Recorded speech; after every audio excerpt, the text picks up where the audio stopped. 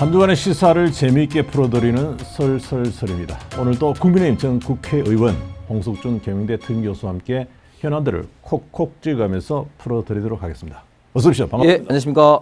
요즘 철 만났습니다. 굉장히 바쁘시겠습니다. 예, 아무래도 조기 대선 국민이라서 여러 가지 어떤 뭐 방송에서 뭐 이런 패널 수요가 많고, 그렇죠. 예, 또 뭐 제가 또 유튜브에 뭐 여러 군데 또 준집도 하지만 또 방송에서 또 치열한 어떤 그런 게 많아서 좀 많이 좀 부르는 데가 있는 것 같습니다.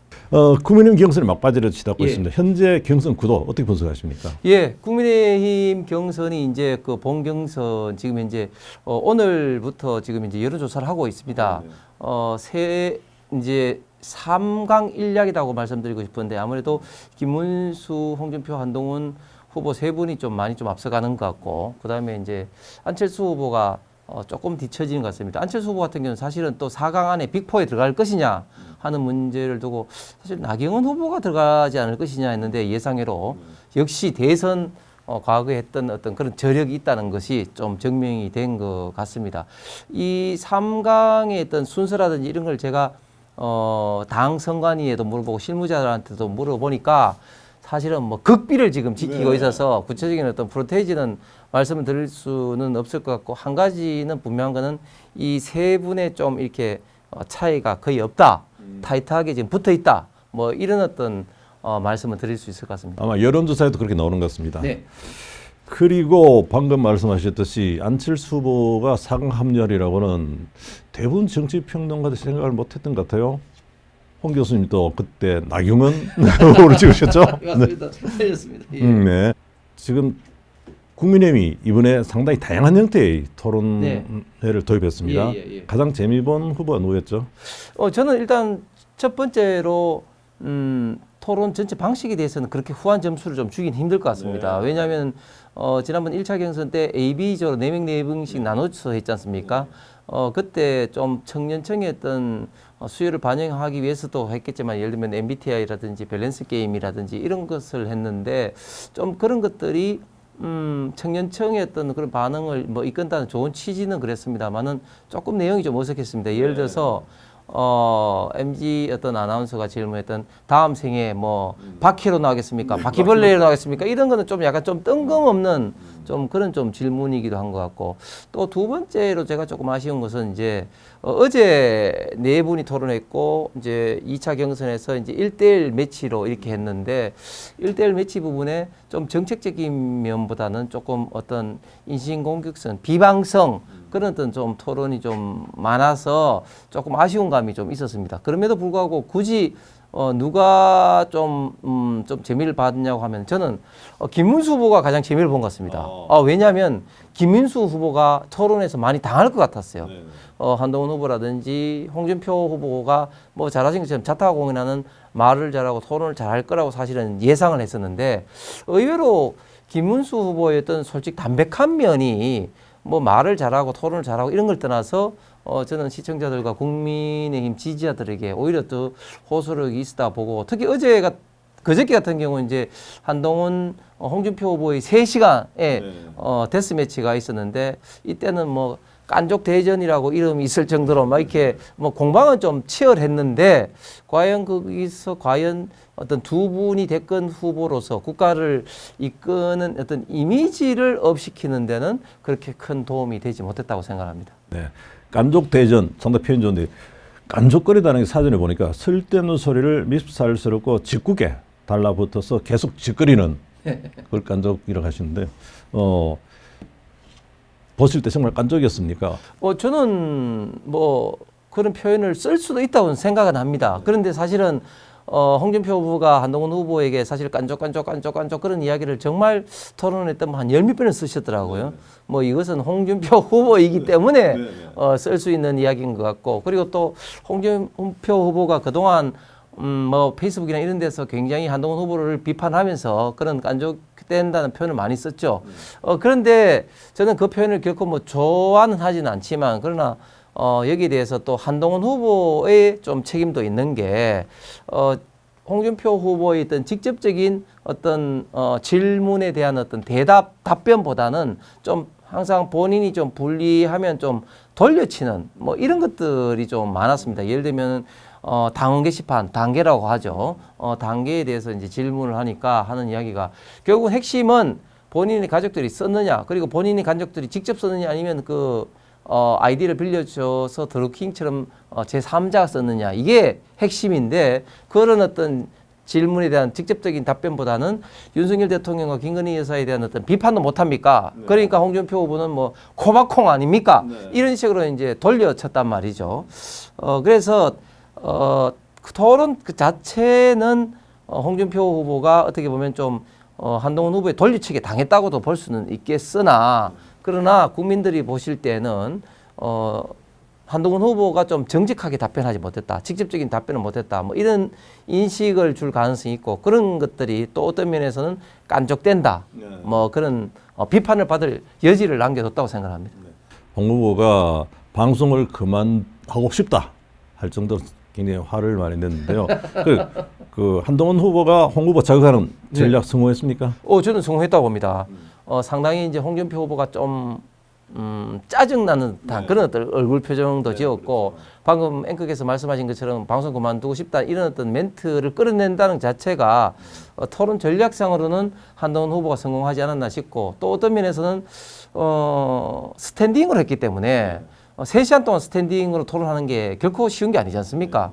거기다가 또 한동훈 후보에 비해서는 홍준표 후보가 좀 연세가 있기 때문에 체력적으로도 상당히 좀 부담이 될 수도 있어서 그런 면에서 홍준표 후보의 그런 반응을 이끌어냈다는 것은 한동훈 후보는 저는 성공했다고 봅니다. 그리고 제가 그때 중계를 채널A에서 했는데, 채널A 이제 방송사들 이야기를 종합적으로 좀 해봐도 굉장히 좀 긴장감도 좀 팽팽했다. 그리고 시청률을 봤을 때 시청률 자체는 그렇게 뭐 아주 기대했던 것만 아니지만 조회수가, 유튜브의 조회수가 제가 오늘 아침에도 확인을 해보니까 아침 기준으로 한 8시인가 기준으로 한 130회를 돌파를 했더라고요.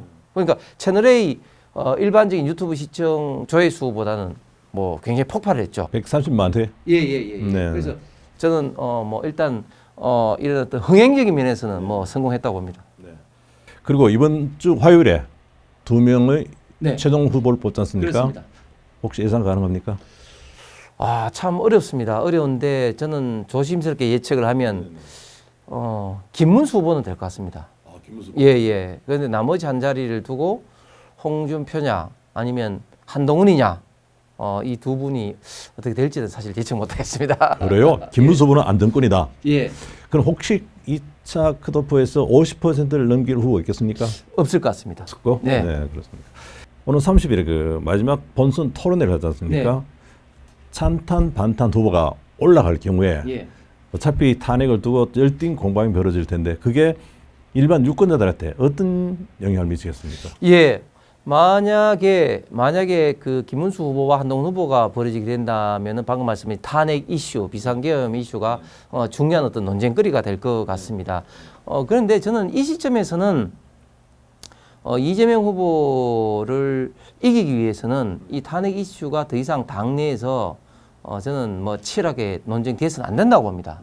왜냐하면 이미 지금도 많이 이제 논쟁이 되었지만 결국은 이제 국민들이 바라는 것은 이미 윤석열 대통령이 탄핵이 됐는데, 이 탄핵이 된 게 누구 책임이냐, 이런 걸 가지고 논쟁한다는 자체가 국민들에게는 좀 식상할 것 같고, 그리고 이재명 후보에게만 좋은 어떤 먹잇감이 된다고 생각을 합니다. 그렇기 때문에 지금 이제 탄핵이 누구의 책임이냐, 윤석열 대통령의 책임이냐, 아니면 또 이 한동훈 후보가 당시 당대표로서 국회에서 탄핵 소추되는 것을 막았지 못한 데 책임이냐, 이런 어떤 공방을 저는 더 이상 해서는 소모적인 논쟁이다, 이렇게 생각이 들면서 오히려 이재명 후보의 도덕성, 정책적인 좀 검증을 하면서 본인이 어떤 면에서, 그런 면에서 좀 이재명 후보를 이길 수 있는 적임자인 것이 좀 더 핵심적인 논쟁 포인트가 됐으면 좋겠습니다. 탄핵 이슈는 이제 접어라. 네. 그리고 이번 주 가장 큰 이벤트가 한덕수 권한대행의 출마 선언 여부입니다. 네. 어떻게 보십니까? 저는 이제 출마할 가능성이 한 80% 넘었다 생각합니다. 지난주는 50대 50이었습니다. 네. 이번 주 화요일 날 국무회의가 있습니다. 국무회의가 있고 난 다음에 다음 날 29일쯤이나 30일쯤에 사퇴 기자회견을 할 것이 아닌가. 그리고 사퇴 기자회견을 하더라도 뭐 동시에 출마 기자회견 또까지는 연결되지 않을 겁니다.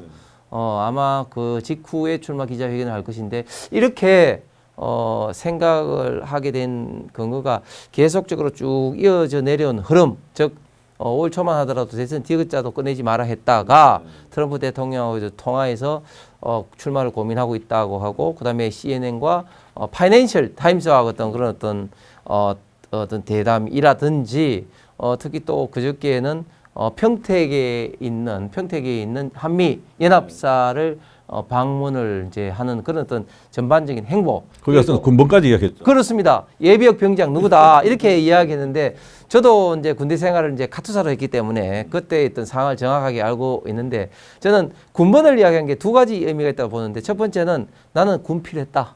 그렇기 때문에 군 미필한 이재명 후보나 다른 사람을 상대방 어떤 그렇게 좀 대비되는 그런 어떤 효과를 이룰 것 같고, 그 다음에 또 중요한 것은 거기에 대상자들이 주로 보면 미군 스타입니다. 스타 출신들에게 내가 병장이다, 서전 출신이다. 그리고 군번을 이야기한 게 상당히 좀 재미있죠. 저도 미군들하고 이야기를 할 때는 그런 이야기를 하는데, 그런 걸 통해서 좀 아이스 브레이킹을 하면서 특히 미군과 미국과의 이런 어떤 동맹 안보를 이끄는 적임자가 본인이다. 그런 어떤 이미지를 주기 위해서 그렇게 이제 유도를 하신 게 아닌가 생각이 됩니다. 다중적인 목표를 두고 발언을 하신 걸로 네. 보시네요. 그리고 만약에 출마를 선언하시고 나면은 무소속 출마는 무소속이지 않습니까? 그럴 텐데, 그러면 이낙연 그리고 이준석 후보를 포함한 빅텐트 가능성 어떻게 봅니까? 예, 빅텐트의 가능성 저는 어느 때보다 높아졌다고 생각합니다. 그런데 빅텐트는 결국 이제 국민의힘 중심의 이제 빅텐트이기 때문에 어디까지 참여를 할 것이냐 이런 문제에 대해서는 지금까지는 한덕수 지금 대행, 그리고 이낙연 대표가 고문으로 있는 세미래, 여기까지는 사실상 빅텐트에 합류할 가능성이 굉장히 높다고 봅니다. 그런데 이준석 후보 같은 경우는 저는 막판에 가서 이제 합류를 할 가능성이 있다고 봅니다. 지금 이준석 후보는 지금 본인은 지금 이제 완주를 할 생각이고, 그것이 본인의 앞으로 향후 정치 인생을 위해서도 그게 좋다고 생각하고 있는 것 같습니다. 왜냐하면 지금은 예상 여론조사가 뭐 5%에서 10%까지 나오고 있거든요. 제가 5% 이상이 되면은 이준석 후보는 완주를 할 가능성도 많다고 생각합니다. 그런데 이재명 후보와 지금 빅텐트의 후보가 타이트하게 붙고 나면 지금의 이준석 후보의 지지율은 계속 떨어질 수밖에 없을 것 같습니다. 왜냐하면 유권자 입장에서 가장 투표일이 다가올수록 가장 신경 쓰는 것은 내 표가 얼마만큼 효과가 있을 것이냐, 사표가 될 것이냐, 이런 어떤 염려를 하거든요. 그래서 이준석 후보의 빅텐트 합류 여부는 막판에 본인의 어떤 지지율에 달려 있다고 봅니다. 지지율에 달려 있다. 그리고 국민의힘 후보와 한대행 간에 만약 1대1 예. 경선이 벌어진다. 네. 국민적 흥행이 되겠습니까? 저는 굉장히 관심이 많이 있을 것으로 봅니다. 왜냐하면 한덕수 후보가 지금 현재 여러 가지 어떤 이미지, 즉 어떤 통합의 이미지, 그리고 이 경제 위기 극복의 이미지, 그리고 나라가 혼란스러운 이 상황에서 잘 관리를 할 수 있다는 그런 이미지를 갖고 있으신 분입니다. 왜냐하면 통합의 이미지는 본인이 또 전라도 출신이고, 또 노무현 대통령 때도 이제 그 국무총리를 했기 때문에 어떤 지역과 어떤 그 좌파 우파했던 통합의 이미지, 그 다음에 위기 극복의 이미지는 IMF 때 본인이 그 DJ 정부의 경제수석을 했고, 그 다음에 한미 FTA 때는 통상본부장을 했고, 파이낸셜 크라이시스 금융위기 때는 노무현 정부 때 국무총리를 했기 때문에 경제 위기에 어떤 그런 어떤 중점적인 역할을 했다는 그런 어떤 이미지가 지금 분명히 좀 있습니다. 그리고 55년 동안 관료 생활을 통해서 공직자로서 잘 국가를 관리할 수 있다는 그런 또 이미지도 있기 때문에 저는 이 시대가 국민들이 한덕수 권한대행에게 특히 자유파 국민들은 기대하는 바가 크다고 봅니다. 그래서 한덕수와 그리고 우리 당에서 최종 경선 후보가 결정됐을 때의 1대1 후보 결정은 굉장히 국민적 지금 관심사가 높을 수밖에 없다. 단지 근데 이게 성공하기 위해서 구체적으로 갔을 때 후보 경선 방식, 삽바 싸움은 굉장히 치열할 것으로 예상이 됩니다. 어떤 식으로 경선 그렇습니다. 여론조사를 할 것이냐. 그렇습니다. 삽바 좀 심하겠죠. 네. 근데 중요한 것은 이렇게 단일화해가지고 이재명 후보와 붙었을 때 과연 경쟁력이 있겠느냐. 네. 어떻습니까? 저는 지금 이재명 후보가 여론조사상으로 상당히 앞선 것도 인정을 하고 그리고 어떤 식으로 되든지 간에 탄핵 직후의 국민이기 때문에 지금 자유우파 후보가 불리한 것은 우리가 상수로 전제 조건을 받아들여야 된다고 봅니다. 그런데 우리가 이것을 조금이라도 좀 흔들기 위해서는 좀 판을 흔들어야 됩니다. 판을 흔들기 위해서는 무엇보다도 다양한 후보군이 이제 합류를 해야 됩니다. 그래서 일단 국민의힘 최종 후보가 결정되고 난 다음에 빅텐트 하에서 다양한 후보군이 있게 되면 자연스럽게 판이 흔들릴 수밖에 없고 여기서 최종 후보가 되면 국민의힘 후보보다는 훨씬 더 이재명 후보가 싸워서 이길 가능성이 높아진다. 물론 국민의힘 최종 후보가 뭐 김문수가 됐든 홍준표 됐든 한동훈 후보가 됐든 한덕수하고 1대1로 해서 이길 수도 있죠. 뭐 누가 될지는 모르는 상황인 것이죠. 그래서 이런 의외의 상황들이 결국은 이재명 후보를 이기는데 조금이라도 더 확률을 높일 수가 있다고 봅니다. 네. 이번에 민주당 소식 알아보죠. 네. 민주당 대통령 후보 결정했죠? 예. 뭐 처음부터 뭐 그거는 뭐 이재명 후보로 됐기 때문에 사실은 뭐 재미가 없고 이미 뭐 어떻게 보면 뭐 경선보다는 추대를 위한 하나의 요식 절차가 아닌가 보여졌습니다. 그 추대를 위한 요식 절차를 보시네요. 네. 근데 여기에 참여했던 김동연, 김경수 후보 같은 경우 뭐 얻는 게 있었을까요? 그래서 저는 통상적으로 경선에 나왔을 때 설사 본인이 안 되더라도 본인이 이제 얻는 것은 두 가지입니다. 첫 번째는 인지도를 높이는 것이고 두 번째는 안 되더라도 다음 차세대 이미지를 강력하게 좀 부각을 해야 되거든요. 그런데 저는 김동연, 김경수 두 사람 다 그런 두 가지 목적을 저는 달성하지 못했다고 봅니다. 왜냐하면 첫 번째로 너무 지지율이 약했습니다. 그래도 뭐 최소한 두 자리 정도는 얻어야 되는데 이게 한 자리에 불과하고 또 두 번째는 설사 득표율이 낮더라도 본인이 차세대 주자로서의 어떤 그런 강인한 이미지를 줘야 되는데 특히 김경수 후보 같은 경우는 뭐 이재명 후보와 정책적으로나 도덕적으로나 어떤 이념적으로 좀 차별화를 하는데 하나도 부각을 못했습니다. 예를 들면 김경수 후보가 유럽에서 돌아왔을 때는 4가지 요구 조건을 하면서 강하게 이재명 후보 각을 세웠지 않습니까? 예를 들면 22대 총선에서 친명행제 비명행사했는 거 사과를 하라. 또 문재인 전 대통령이 지난 대선에서 이재명을 도와주지 않아서 간접적으로 윤석열 대통령이 뭐 나온 것을 사과하라. 이런 식으로 4가지 조건을 걸면서 강하게 각을 세웠는데 오히려 이번 경선 국민에서는 뭐 거의 뭐 이재명 후보 거의 뭐 속된 말로 해서 그냥 뭐 이렇게 뭐 아부하는 그런 어떤 발언만 했죠. 대표적으로 민주당은 중도 보수 정당이라고 이야기하니까 뭐 김동연 후보는 거기에 대해서 좀 반발도 했는데 뭐 김경수 후보는 그 반발도 전혀 하지 않고 또 김동연 후보 같은 경우는 지난번 대선 때 개헌을 꺼냈는데 왜 이재명 후보는 그런 약속을 지키지 않았냐 뭐 이런 나름대로 있던 그런 어떤 차별화하는 그런 정책적 이슈도 제기했는데 김경수 후보는 전혀 그걸 하지를 못했습니다. 그래서 저는 왜 나왔을까 그런 어떤 의문이 들고 제가 민당에 좀 확인을 해보니까 김경수 캠프에 들어간 소위 말해서 친문 의원들 있잖아요. 네. 친문 의원들도 김경수 후보의 이런 어떤 행적에 대해서 대단히 실망하고 있다고 들리고 있습니다. 그런데 민주당에서 이렇게 압도적인 경선대회에서 압도적으로 승리를 거둔 경우가 있었습니까? 저는 거의 없었다고 생각합니다. 바로 직전에도 물론 뭐 이재명 후보 있지만 이낙연 후보하고 치열하게 붙었지 않습니까? 그래서 저는 이런 어떤 사례가 정말 민주당이 이재명 진짜 일당 독재화가 된 어떤 증거다. 즉 21대 워낙 친명행제 비명행사하면서 이재명에게 조금 어떤 비판하는 사람들 거의 뭐 싹쓸이 지금 전멸을 당했고 그러다 보니까 지금 민주당 의원들이 어떻게 이재명 후보를 평가를 합니까? 신의 사제다. 또 우리 지역이죠. 강민구 같은 경우 이재명 민주당 아버지다 이런 이야기를 하지 않나. 또 안기령 같은 사람은 차은우와 이재명 외모를 비교하면서 차은우보다는 이재명.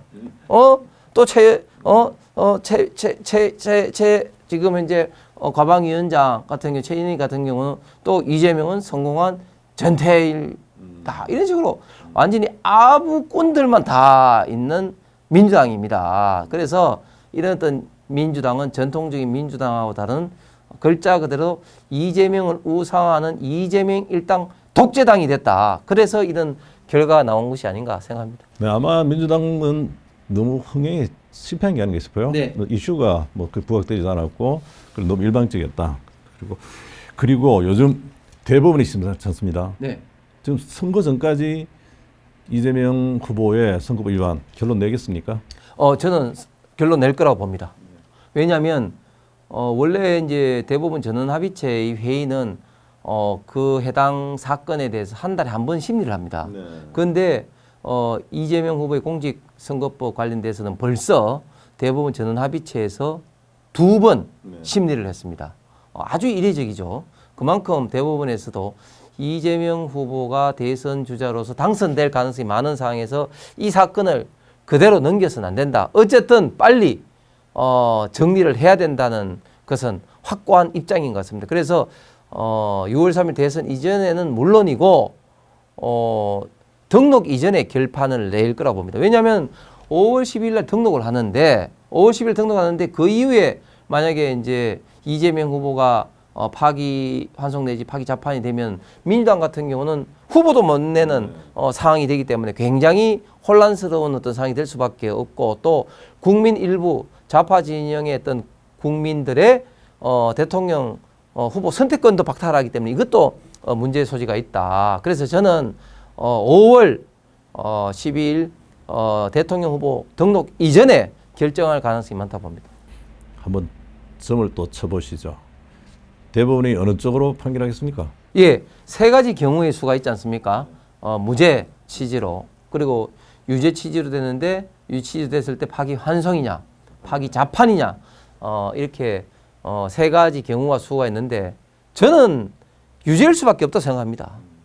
제가 기대하는 것도 있겠지만 그러나 많은 법조인들 물어보고 또 저도 상당히 이 부분에 관계가 있습니다. 특히 백현동 건에 대해서 제가 관계가 굉장히 많은데요. 왜냐하면 지난번 이 시간에도 간단히 말씀드렸습니다만 이 백현동 건이 경찰의 수사가 본격적으로 된 게 저도 역할을 굉장히 했습니다. 왜냐하면 2021년 12월 1일 당시에 감사원장 체제의 후보자 감사를 하면서 제가 이 문제를 강하게 이슈 제기를 했고 그 이후에 2021년 12월부터 감사원에서 성남시에 감사를 해서 이게 위법 소지가 있다 해서 경찰의 수사 의뢰를 감사원에서 하면서 이것이 이제 문제가 됐습니다. 자, 이게 왜 유죄로 돼야 되냐면 허위 사실을 분명히 이재명 후보가 2021년 국정감사와 그 이후에 많은 언론기관에 허위 사실을 공표를 했습니다. 어떤 허위 사실입니까? 즉 당시에 백현동 관련해서 아시아 디벨로퍼라는 개발사가 3,200억 이상의 천문학적 수익을 올렸는데 어떻게 이렇게 천문학적 수익을 올리도록 했느냐. 이것은 결국은 용적률을 4단계나 상향을 해줬고 또 원래 임대에서 분양으로 하고 또 원래는 또 아시아 디벨로퍼와 이 성남 도계공이 개발로 같이 하도록 되는데 성남 도계공을 다 뺀 이런 특혜 때문에 3,200 이상의 천문학적 수익을 올리는데 그럼 왜 특혜를 줬느냐 이런 것들이 당시에 굉장히 비판과 어떤 그 궁금한 사항이었는데 여기에 대해서 이재명 후보가 어떻게 했습니까? 나하고는 관계없이 내가 하기 싫은데도 국토부의 협박에 의해서 용적률을 그렇게 4단계나 상향했다고 이야기를 했습니다. 공표를 했습니다. 즉 이것이 협박이 아니고 협박을 받았다는 사람도 아무도 없었습니다. 당시에 성남시의 국장, 과장들은 물론이고 국토부 직원들도 당시에 이 땅 소유자였던 한국식품연구원 다 이건 성남시가 알아서 판단한 사항이지 국토부 협박은 없다고 아무도 국토부 협박 이야기를 하지를 않았습니다. 그러면 분명한 것은 이재명 후보가 국토부 협박 때문에 그랬다는 것은 허위 사실이고 이것을 공표를 한 겁니다. 그러니까 이거는 유죄로 인정을 안 하면은 저는 안 될 사항이죠. 만약에 이게 무죄가 된다면 공직선거법의 허위사실 공표라는 이런 어떤 법률은 없어져야 되는 겁니다. 그렇기 때문에 당연히 이제 유죄로 돼야 되는 거고 유죄로 되고 난 다음에 파기를 하고 난 다음에 그러면 이제 고법으로 환송할 거냐 아니면 직접적으로 이 대법원에서 판단할 거냐 이 문제만 남았는데 저는 조희대 대법원장이 우리 지금 대한민국의 이런 혼란을 막기 위해서는 대법원에서 그냥 판결을 하는 파기 재판을 해야 된다. 왜냐하면 고등법원에 또 넘어가서는 또 이게 시간도 걸리고 대통령이 만약에 이재명 후보가 되고 난 다음에 현직 대통령이 뭐 재판을 받을 수 있냐 하는 이런 어떤 법률적인 어떤 논쟁이 계속 남지 않습니까? 그렇기 때문에 진짜 파기 재판을 해야 된다고 생각합니다. 대한민국의 미래가 조희대 대법원장 손에 있다는 이야기가 뭐 틀린 말 아닌 것 같습니다. 그렇습니다. 네. 그런데 만약에 대법원이 파기 재판을 하지 않고 유죄 취지의 파기 환송을 할 경우에 네. 민주당은 후보를 교체해야 됩니까? 끝나가야 됩니까? 저는 보통 때 같으면 당연히 교체를 해야 되지만 그러나 이재명 후보가 지금 민주당의 아버지가 된 이상 아버지를 교체할 수 있겠습니까? 저는 교체 못할 겁니다. 그래서 대통령 후보로 밀어붙일 건데 그러나 국민들이 파기 환송만 되더라도 이재명 후보가 대통령 되더라도 안 되겠네 이런 어떤 인식을 강하게 받을 것이다. 즉 대통령 선거에는 지대한 영향을 저는 끼칠 거라고 예상을 합니다. 오늘도 이렇게 시간 내주셔서 재밌는 말씀 너무도 감사합니다. 예, 수고하셨습니다. 고맙습니다. 예, 감사합니다. 네, 감사합니다. 다음 주에 다시 찾아뵙겠습니다. 안녕히 계십시오.